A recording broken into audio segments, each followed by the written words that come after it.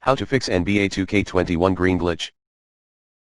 The above-mentioned NBA 2K21 green glitch issue is also known as a problem has been encountered that prevents gameplay from continuing. This game will not be counted. In order to resolve the NBA 2K21 green glitch issue, your device meets the official specs. And, here are some possible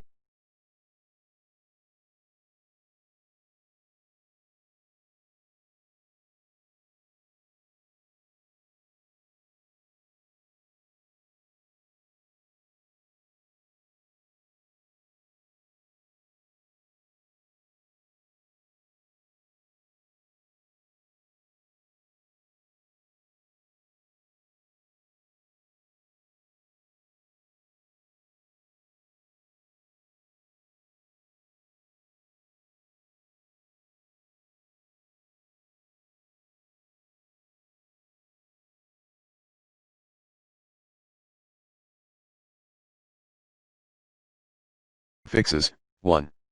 Turn off shot feedback in Options/Quick tab. 2. Possible solutions for different gaming platforms. For PlayStation players, 1. Launch upload to online storage under Settings Application Save Data Management Save data in System Storage. 2.